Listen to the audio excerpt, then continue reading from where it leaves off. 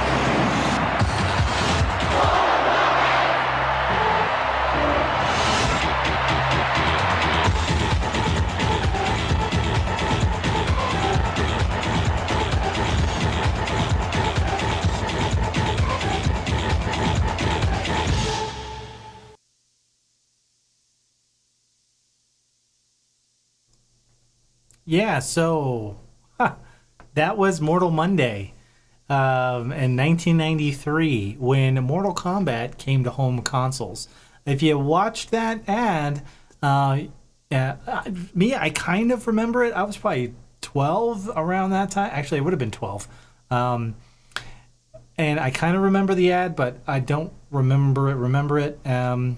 But yeah, there's a very famous sound effect in that advertisement. I hope you guys heard the very famous scream that was actually utilized in the song Techno Syndrome. Now, this song was originally created by a techno group called The Immortals out of Belgium.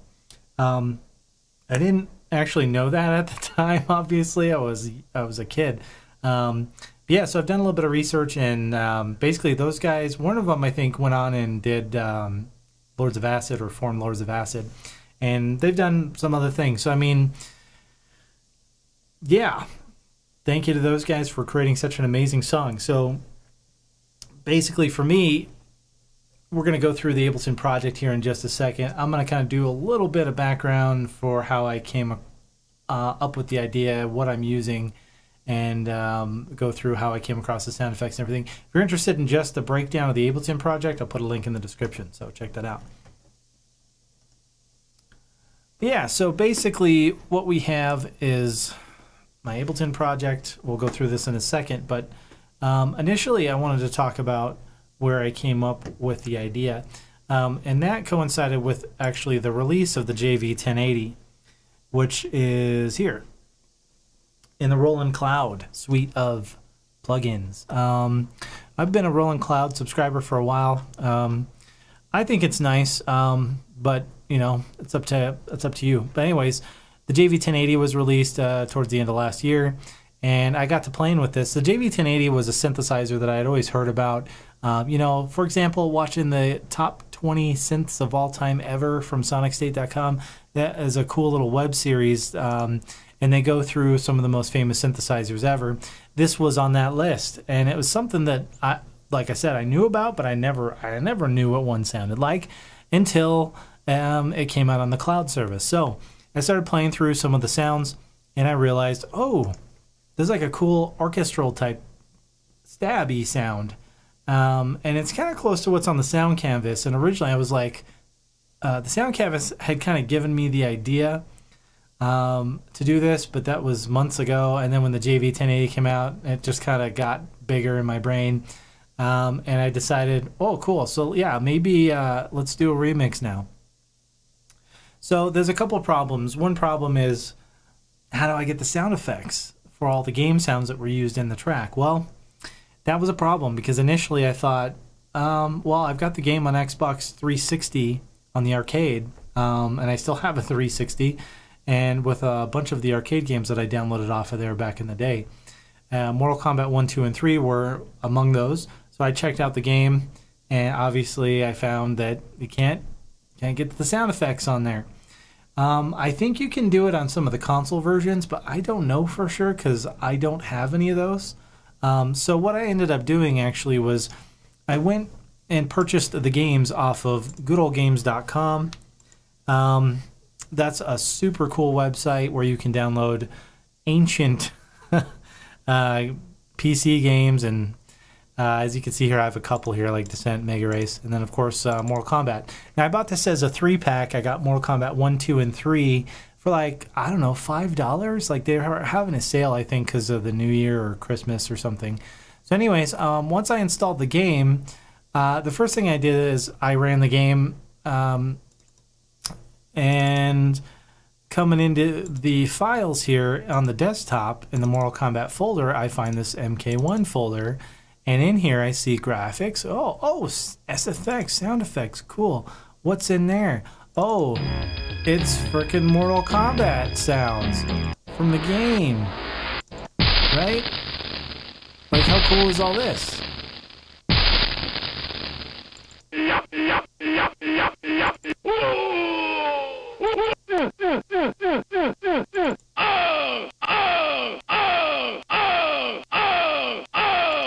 So yeah, so that's how I got all the sound effects. Every sound effect in the game was actually used. Well, not every sound effect was used in the song, but sound effects from the actual game were used in the song. So this has every sound effect from the game in wave format. That's like, oh, perfect. So that's cool. That's one issue out of the way. So then, you know, throughout this time, I had been working on the arrangement, and I purchased the song on iTunes. There's a couple of videos of the original version on YouTube, which are good, and listening to those, and then of course trying to figure out how the MIDI works. You know, how the notes are played.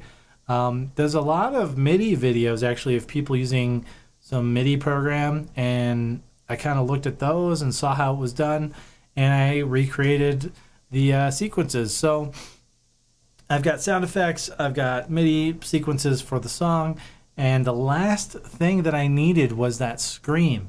And as you saw at the beginning of the video, it was hidden in a commercial from 1993. I didn't know this at the time. Actually, what happened was I was originally planning on maybe just recording it myself, like doing my own version of it, but I was like, I can't really scream like that. I don't know anybody that can do that, and my friends probably think I'm nuts. But I ended up stumbling across a blog post where they talked about the scream being from that advertisement. So sure enough, I looked it up on YouTube, and there it was. So I just sampled that section of the ad to get the scream, which worked out pretty good. So yeah, let's check out the Ableton project now. So forgive me, I've just upgraded to Ableton 10, so I'm not.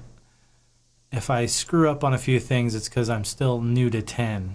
I don't think that much is different, but I don't know yet.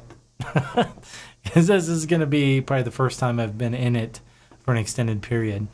Anyway, so over here, let's just go through these one at a time. I work in clip mode initially, and then I will play back my clips using the push in the arrangement view here. So I'll play the scenes one at a time, one after another as they come in to play, and you have a song.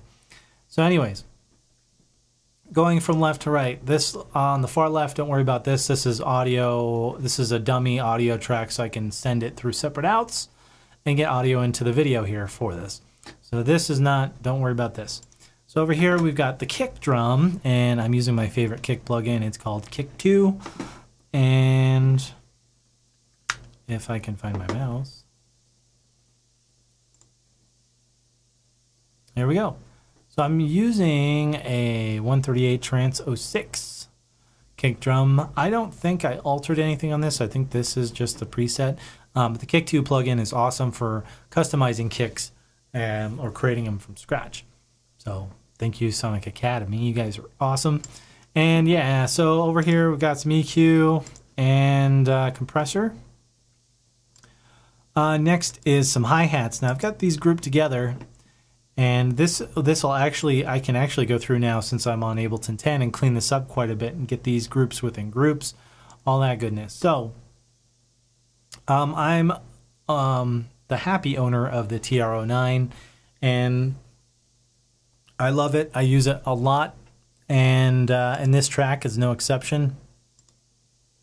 So I'm using the 909 crash, hi-hat, clap, and snare. So the reason why they're duplicated here, there's duplicates, is because in the event that I change something or I move gear around, I still need to have audio for this. So what I've done is I've rendered out the audio for these tracks in certain cases here. There we go. So crash, I've got it here. I believe this is the sequence for the crash is here. It's green. I don't know why it's green. Hopefully you guys can see that. But yeah, so green. Is that like that for all of these? Anyways, so yeah, crashes. And what I do is I record the MIDI first, and then what I'll do is I'll take the MIDI and I'll duplicate the track and then flatten it. And I'll do that for each instrument in the TR-09 in this case. So we've got hi-hats here. You can see here's the sequence for the hi-hats, and there's the audio. And then the claps, same thing. So we got the claps, and then the MIDI for the claps, and then the snares. If we go down where there's some snares, there we go. And here's the MIDI for the snares over here. Cool. So the cool thing is right as I was about wrapping up the production of this song, I picked up the TR-08, which is cool because in the original song, I think the TR-08 may have been used, or I'm not sure. Yeah, I don't actually know what they used in the song, but some of the hi-hats sound very reminiscent of an 808 open hi-hat. So I did sample the 808, or 08, I guess. And there you go. So then there's one other thing in here, and that is impact snares. I love using impact snares in songs, especially songs like this. These are some samples that I have. If you're interested in what sample packs I use, I've got a video on that. I'll put a link in the description. But these are really cool. Let me just make sure if I fire one of these off. Let's fire some of these off. So there you go, right? Some impact snares. Let's listen to some of the hi-hats. Oh, yeah, here we go. 808 hi-hats. Let's not worry about snares. Claps. That's a 909 clap. I don't think I did much processing on these. I mean, I just usually do a low cut on the EQ for some of the percussion and compression, of course. And that's pretty consistent for almost everything. Some are a little different, but most of the time, if I get the vibe I want, I'll kind of cut and paste the effects. But yeah, so that's that. That's all the hi-hats and some of the percussion. So then what we have is we come over here to the JU106, the Juno 106. This is a plugin, again, from the Roland Cloud. And again, because initially I started working with the the JV1080 plugin, I was like, well, let's, while I'm in here, why don't we just check out some of the other Roland Cloud plugins. And this is a sound. I can't remember if I changed it. I probably adjusted this somewhat. But this actually is what I used for that intro, the little intro notes.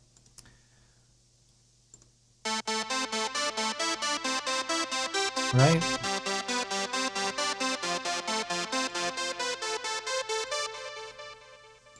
Looks like I've got two of these, and maybe they're different sounds.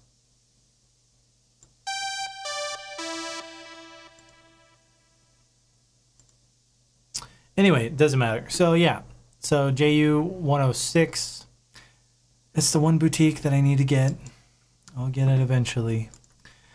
Sounds great. That riff, actually, I learned to play. I practiced it like a million times to get it right, because it's a fun little thing to play on a keyboard.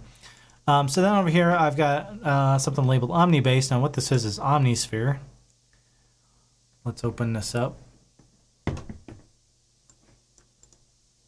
And yeah, so that's what I've got going on in Omnisphere. It's a bass line. Let's just listen to this.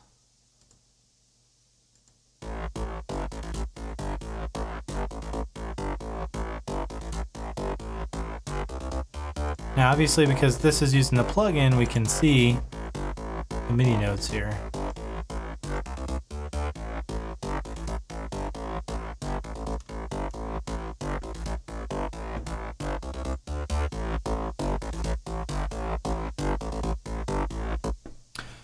So there's a couple different bass lines in this song. This is one of them. And then I have another instance of Omnisphere over here. Let's see what's in this one.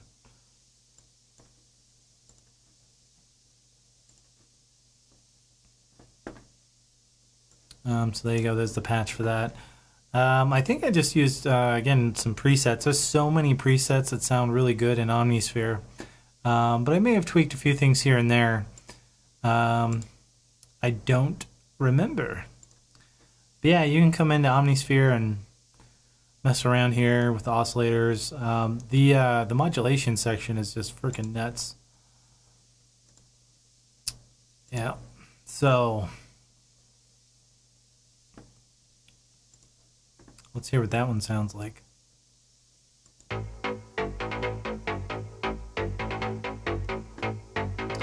You can see I'm doing some limiting coming in, some EQ. I use the sidechaining kick, this Nicky Romero kickstart. It's cheesy, but like it's such an easy tool to just plop in there and get your sidechaining done. So I still use this to this day. I've tried using LFO tool and some other things, and they work fine too. But most of the stuff I do, this works perfect. So I still use it. And then of course some compression. Now if we play these together,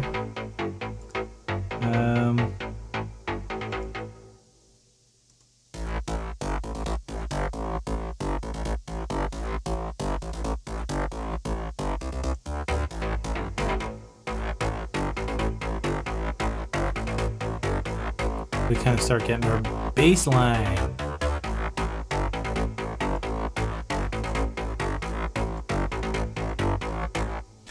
Alright, so that's that. So these are the Orchestra Hits. Now I did a bunch of shit in here. So basically we have the Sound Canvas plugin. Now I have a SC55 hardware version, but again, because I was exploring the Roland Cloud stuff, I wanted to hear how these all sounded. And this is the SC88, I believe, is what I'm using in this particular one. I don't remember. But I have these split left and right, so I get some stereo spectrum going on. And then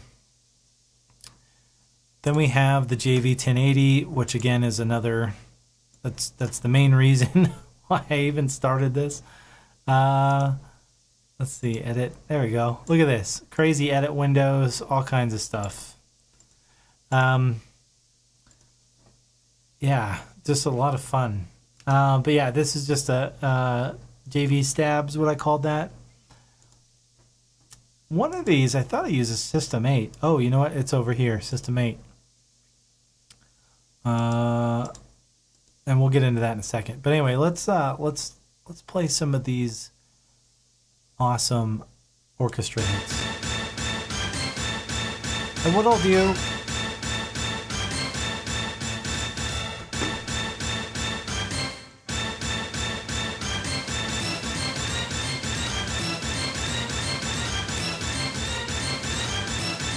can see the MIDI sequence here for these.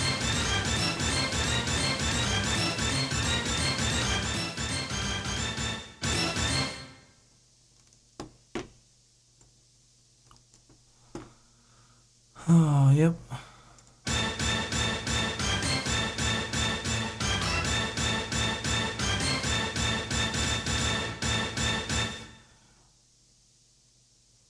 So yeah, so that's those. But like I was saying, when I do groups of stuff like this, where I have several instruments layering and kind of doing, I'll do like a sub mix through a group.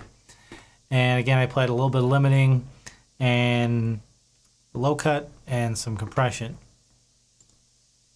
All right, so then I used to layer that up even more, because just that sound is not enough to me. I've seen remixes on YouTube where that's like all they use, and that's fine, but I wanted to kind of layer this up even more. So this says System 8 saws, but actually I see this as ANA. ANA stands for Analog Noise Attack, and this is another Sonic Academy plugin, which sounds awesome. Especially for trance stuff, which I love, obviously. So I did a little bit of like super saw type stuff in here. Did I use all ANAs in here? What's this one? It's been a few months since I've looked at this.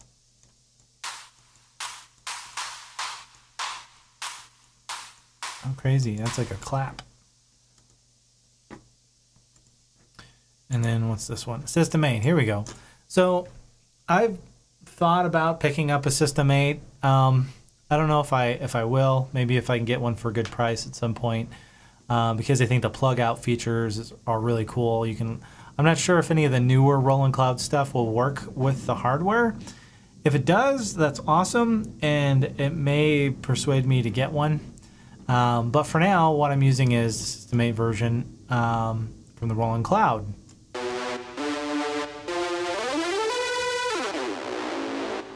So that's what I use for that.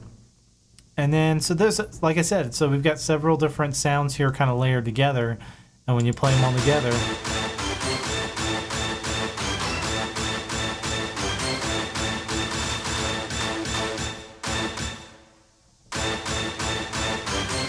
and that's with the Orchestra Hits. So if we turn those off,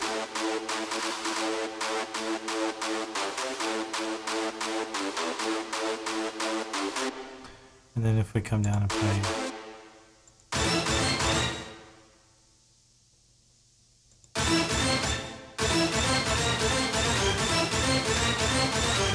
yeah,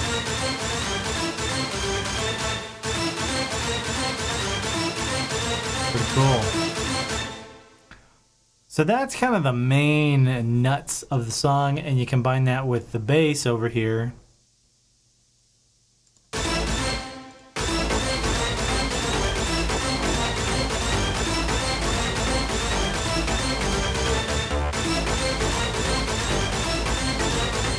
And there you have it. So again, I take these plugins, I'll dump them in. Usually I'll do my effects on just one plugin. Once I get it sounding how I want, I'll duplicate it, I'll pan the stereo left to right, and then I'll group it. And sometimes, like in this case, I've added a few others as a submix, and then I dump my effects that were on one of these into the group channel and for that submix, and there you go. It sounds awesome, and you start layering all this up and you start getting something really cool.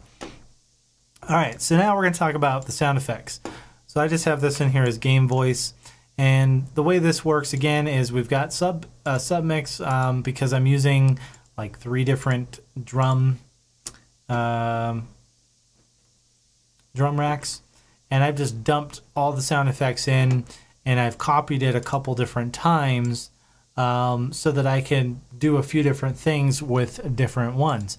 So in this case, for the ones in this column, let's see what this one, let me clear all this out here. Let's see what this first one is here. I think this is like probably the gong and some other stuff. Yeah. Test your might. And then some talking. Test your might. And what I've done, obviously some EQing, ping pong delay. I love ping pong delay. I love ping pong delay like Nick Batt loves pulse width modulation. Ping pong delay is like my favorite favorite effect. Anyways, so yeah. In this one, I think, let's see, just play this one. Okay, so that's the breathing. Dry. So there's no effects on this except for what would be coming from here, which there's no effects really. There's just some processing. So that's just dry. What's this one over here?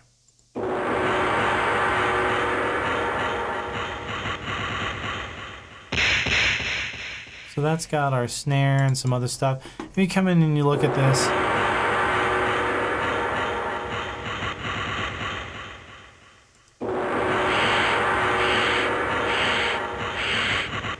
so on some of that, I took, obviously, some poetic license.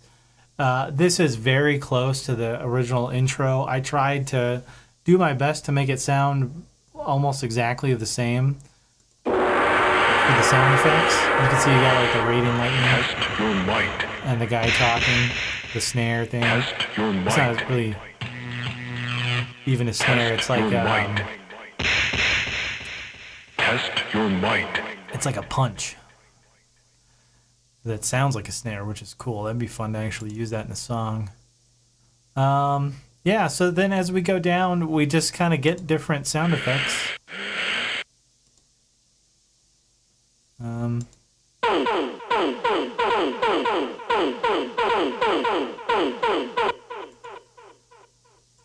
And then I just kind of, like I said, like there's 3 different layers here.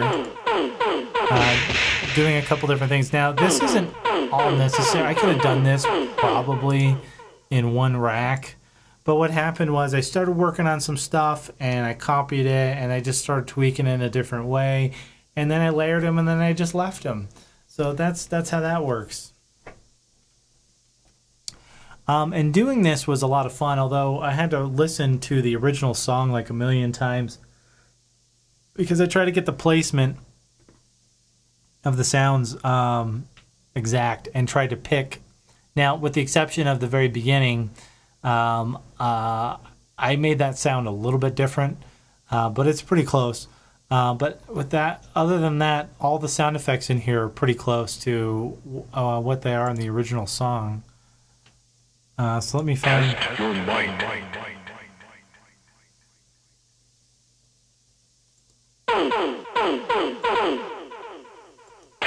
your mind. Oh, that's towards. Is that the end of the song there? Kano. Here we go. Liu Kang. Raiden. Johnny Cage. So again, Scorpion. it's just Sub-Zero. drum rack. And I use the drum rack because Kano. you can trigger one of these Test your might. and it plays. And it plays through the whole sample. And it'll even play through switching a scene, I believe. Excellent. I don't remember offhand. I'm pretty sure it will. So you can get some carryover into the next part of the song, since that's how I work. Now, if you work in arrangement mode, not a big deal. You can put these sounds wherever you want. Excellent. But, yeah, this is how I did it. So then we've got Serum. Serum is an awesome wavetable synth. And what do I have in here? So I've got some strings in here. Now I made these from scratch. This is in a knit patch that I created these strings. And I added... where am I using the effects from? Must be in there.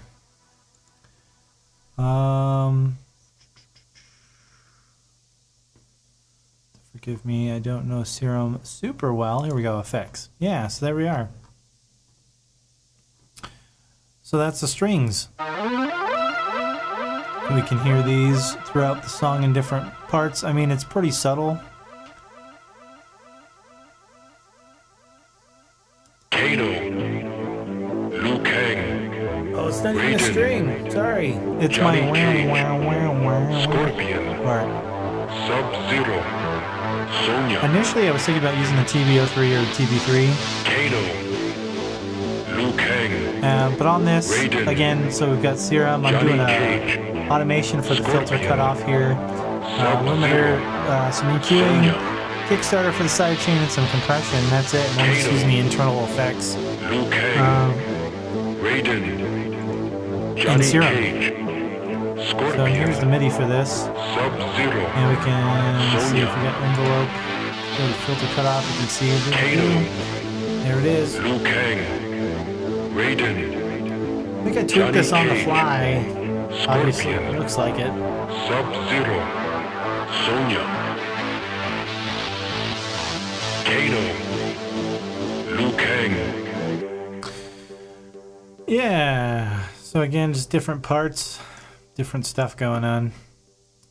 So I got Omni pads. So these must be the strings that I was referring to. Let's see. What do we have in here? We got another instance of Omnisphere. So, I mean, I used a combination of Omnisphere and Roland Cloud plugins almost exclusively throughout this track. This is the Zoo Epica plugin. I don't remember what this sounds like, so let's listen to this part and see what we have. Yeah, so here's the strings.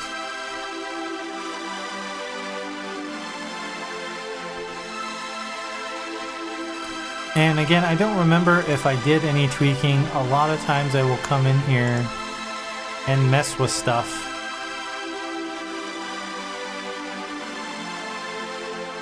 So this is using two parts, part A and part B. Looks like, I did come in and change this, I think. It's just AP8000 Super Saws. Anyway, yeah, so that's that.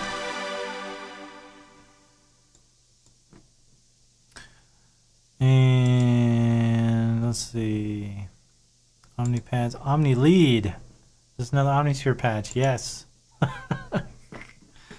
I don't think I've used this much software in one track in a long time. So this is Sid's Cheese Factory. This I think I didn't mess with, but I don't remember. So let's just hear what the Sid's Cheese Factory sounds like.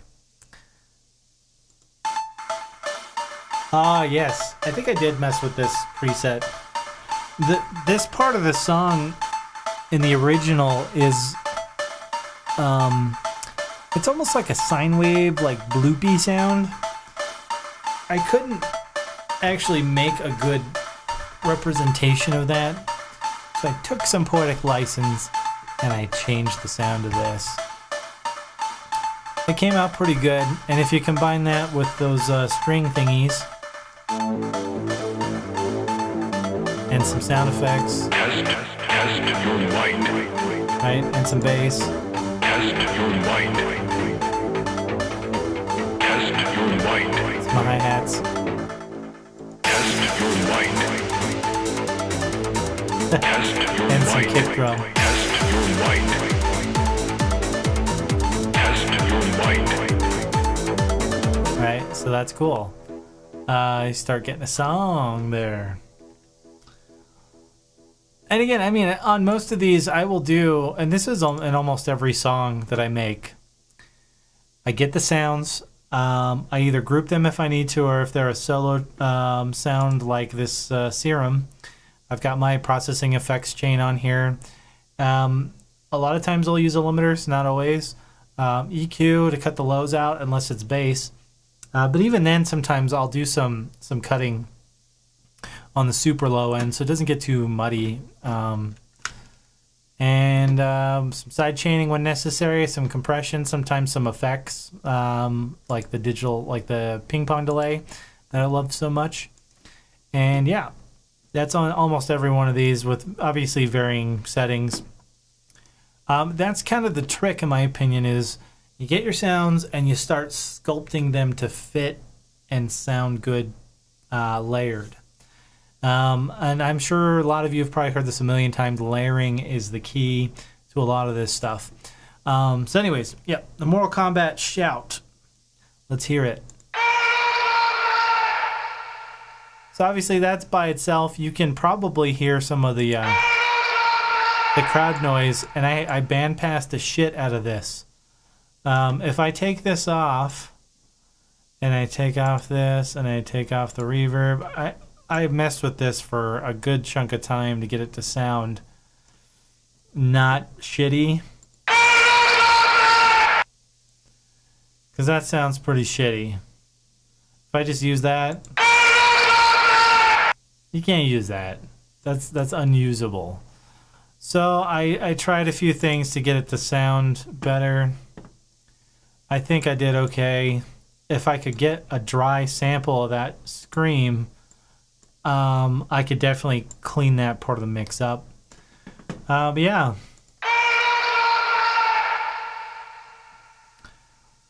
Sounds pretty good once you get some reverb going on there. All right. Yeah, and a lot of times I'll just use the default or the factory plugins in Ableton for a lot of this stuff because I intend to take these projects and use them live. That's also part of the reason why I do these in clip mode, basically, so that I've got sections and things that I can trigger whenever I want. Anyway, it's not a big deal. But I need to try and be mindful of CPU utilization. The laptop that I have it's almost as powerful as this main CPU, but this computer is actually getting a little long in the tooth. Probably needs to be replaced pretty soon. But it still works for now, and but I'm mindful of my live setup, so I try and make things as lightweight as I can initially. So that when I take it onto the laptop, it'll play correctly. And sometimes even still, there's some tweaking that needs to be done. And I'll talk about that in a second. But all right, so then this is utilization of the Matrix Brute for some effects. This I don't have it hooked up at the moment. I don't have the Matrix Brute. It was moved out of the way, so I guess I can't play this. This was to do my Minimoog versus Behringer D, but I made a sound effects preset on that. Gosh, I could have sworn I bounced these out. I'm guessing I guess I didn't. Anyway. It's another example of I'm taking the mono signal, I split it left, right. I'm sorry, not mono, it is stereo. Yeah, I'm sorry, no, it is in here. Gosh, I scared the shit out of myself. Okay.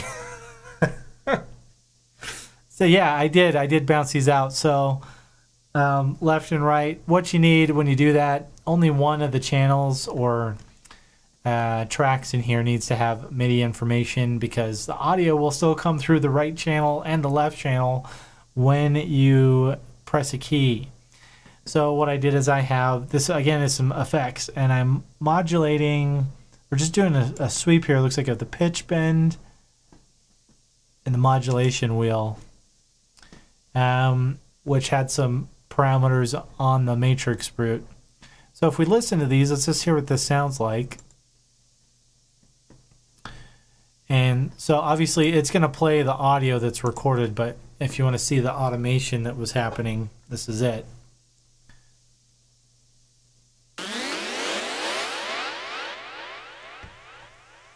All right, that's it. Just a little, and you can do that in probably almost any synth, but I thought it was kind of fun and wanted to do it on the Matrix Brute because it was the new fun synth that I had. And I did a couple different variations, and a lot of times I'll do a short one and a long one. And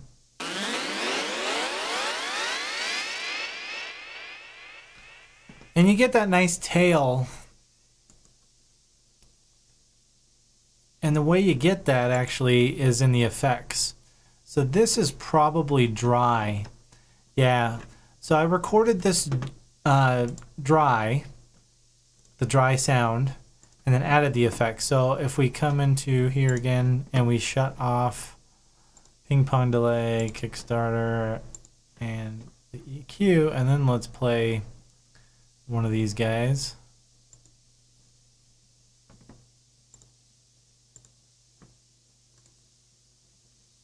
you'll hear what I mean. So this will be pretty dry.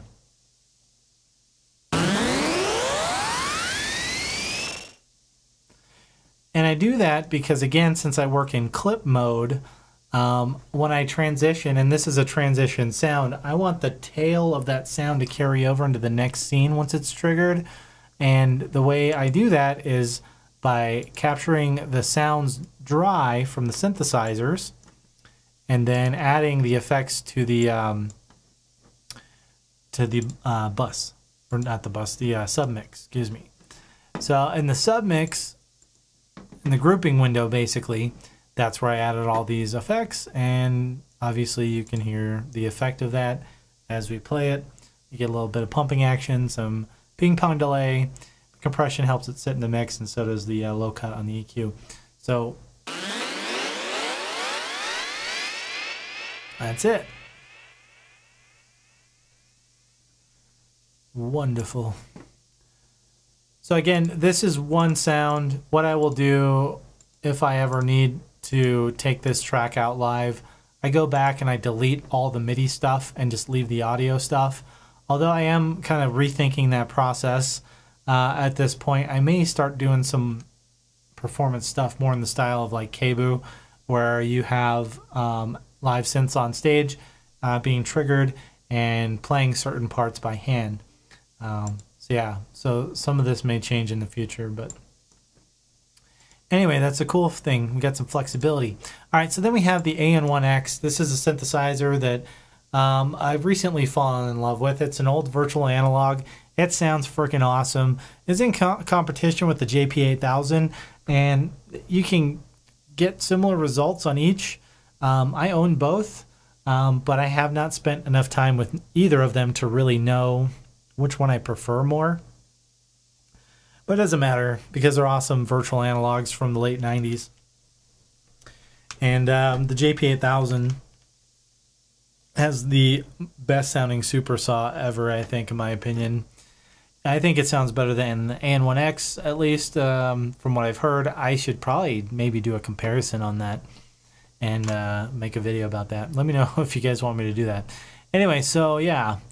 AN1X, I use some JB patches, our boy JB on YouTube. If you guys don't know who he is, he does some really cool trance videos, live performance stuff. Very awesome, very talented guy. And he has on his website several patch banks for different synthesizers. One of them is the AN1X.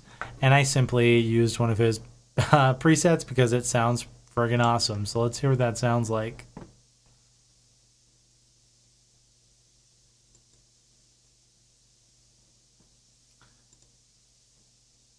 It's coming up.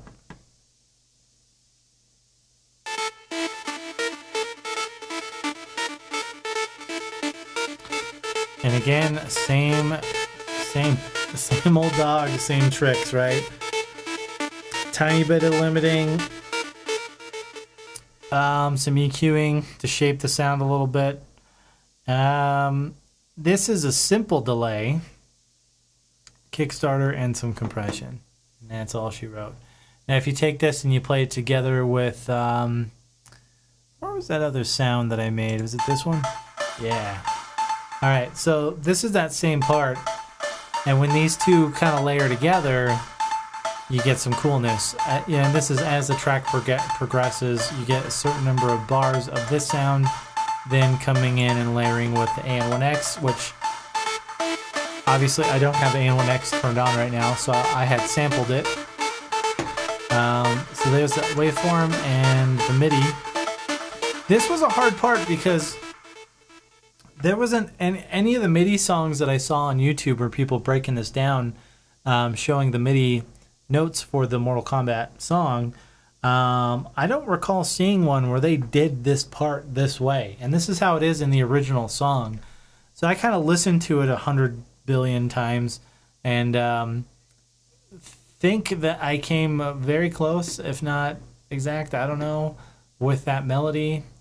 When things get layered up and there's a lot of processing and drenched in reverbs and delays, sometimes it's hard to tell what's going on. So I made an approximation based on what I thought I heard. And that's what I got. All right, cool. So AN1X for the win. And last is the Slim Fatty. The Slim Fatty and the Little Fatty are two of my favorite analog synthesizers,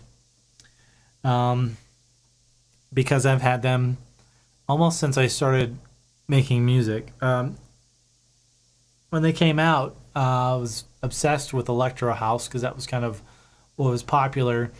And man, you can make some really awesome electro bass on those synths.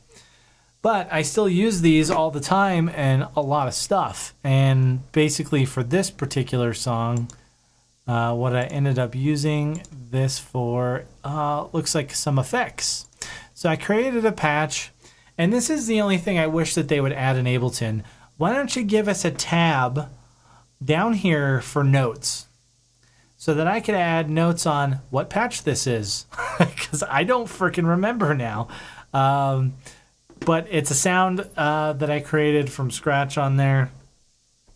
And again, this is why you should write down your patches. But let's listen to what this sounds like, what this effect sounds like here. Yeah, it sounds like Slurpee. It sounds like a Slurpee. It's like crystals.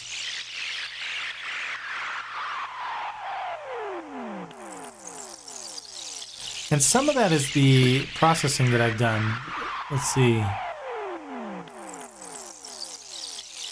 Yeah, so I've got a phaser on here. This phase motion thing I use quite a bit. I got this on the Plugin Boutique website a long time ago. It was pretty cheap. But it's a nice way to add some character to your sounds. In this case, it makes it sound all crystalline. And that combined with the sidechain and the ping pong delay, which I love so very much, that's how we get that cool sound. So the nice thing is I was able to utilize the Matrix Brute and the Slim Fatty, a couple analog synthesizers in really cool ways. So let's just play a section where these are both gonna do their magic here.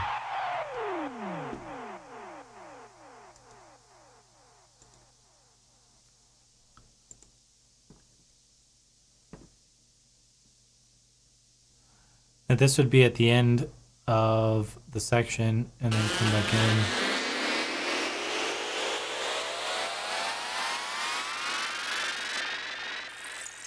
And then you can hear the Slurpee. I don't know why, it reminds me of a Slurpee. Doesn't, I guess, really sound like a Slurpee though.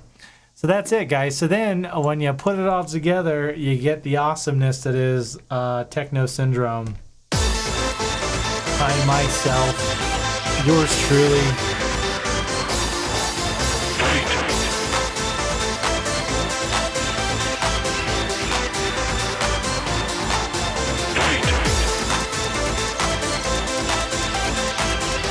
And I probably should have triggered this already, but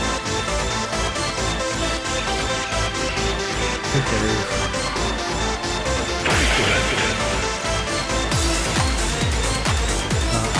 Oh, it's doing some cool stuff where you can...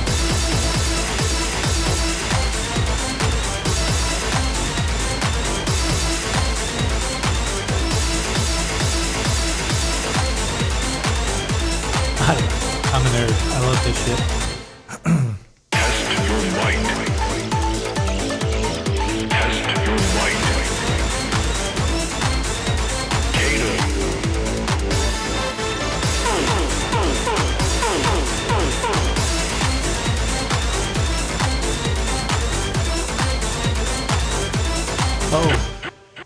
Last thing I need to talk about here is the mastering. I almost forgot. Sorry, I almost screwed you guys over.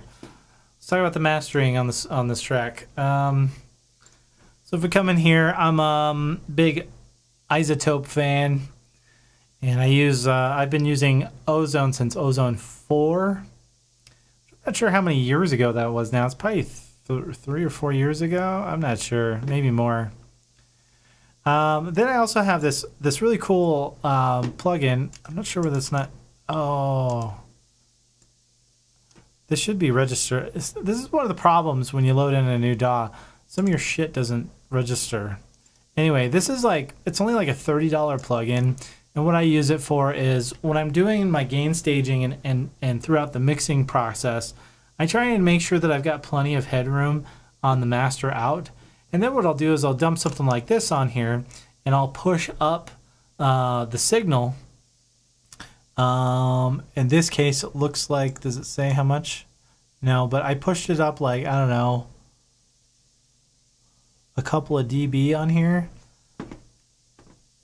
And then that way, when it comes into Ozone, and I've got Ozone 8 on this one. So that way, when it comes into Ozone, you don't have so much action on your main limiter. Your maximizer.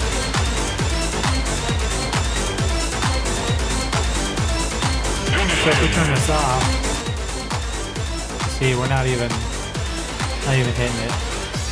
With just tiny bits.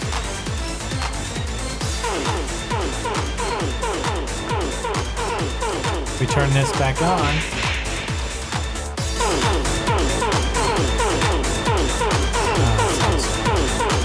And yeah, it just helps you to where you're not squishing the fuck out of everything so much.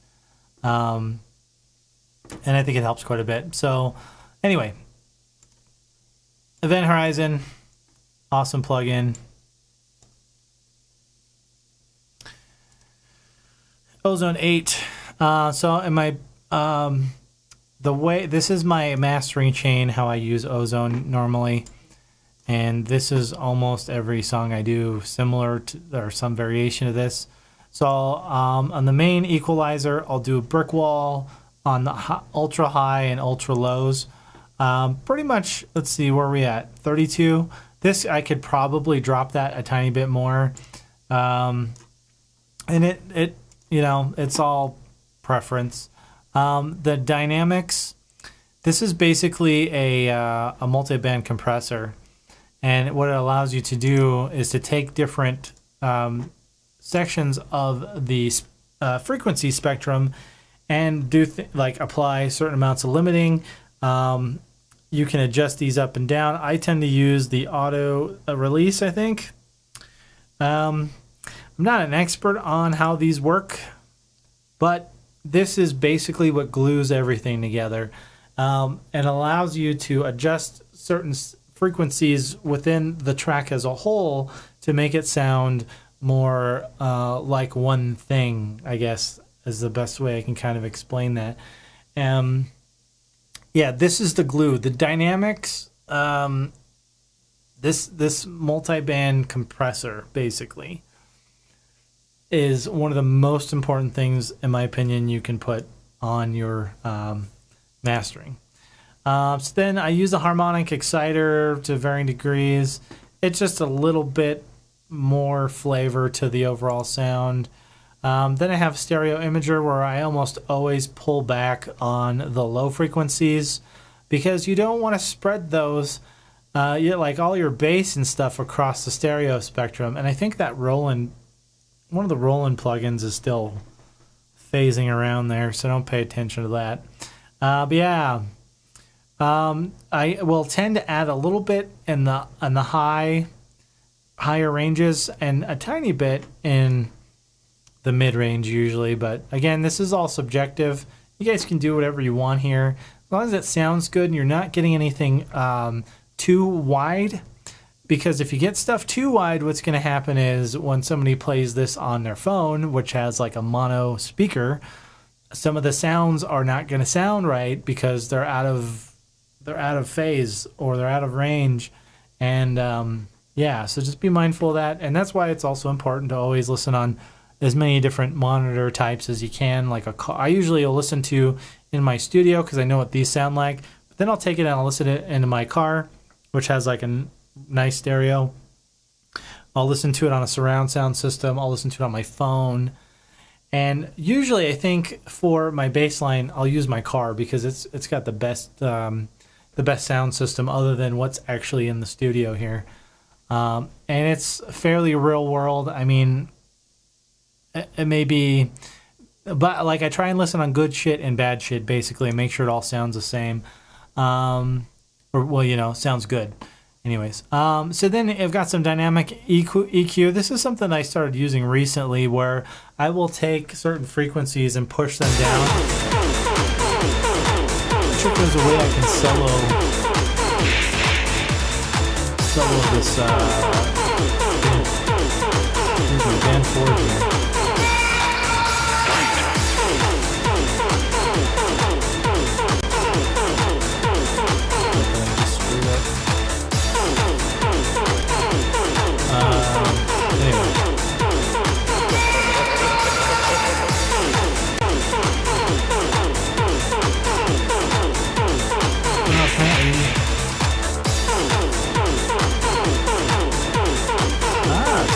Just by side? That's interesting. Anyway, that's something really big.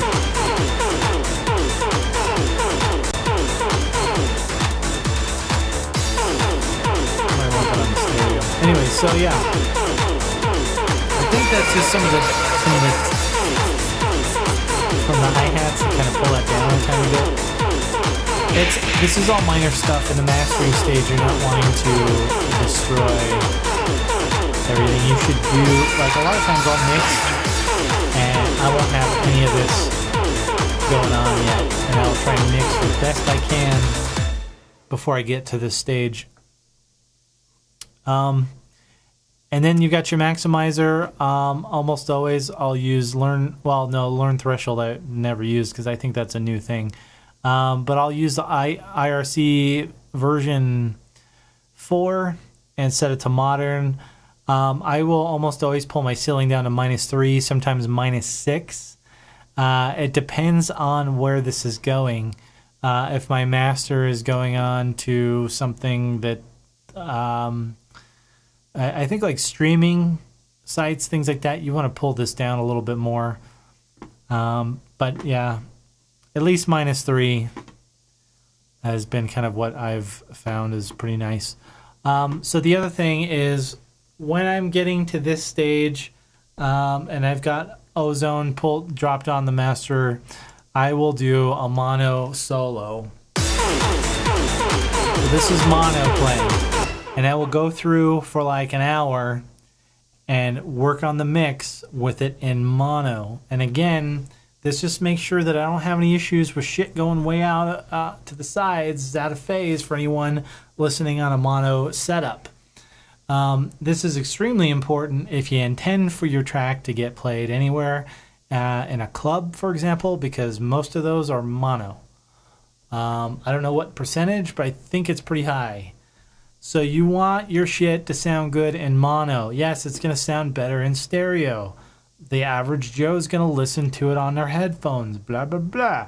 Okay, great. But if you want your shit to sound good on everything, you need it to be mixed and have it sound good in mono. And Ozone is awesome because it's got a sum to mono button, and you can hear it. So that's mono, and this is stereo.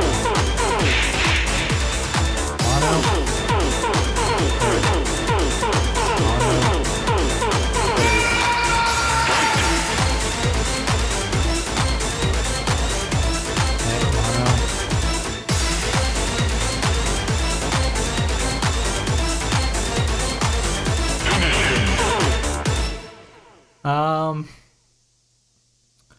yeah, and actually I should probably go back and go through this mix a little bit, but I mean, this was a fun thing. It's not something that I can actually release because I don't have the rights to the song.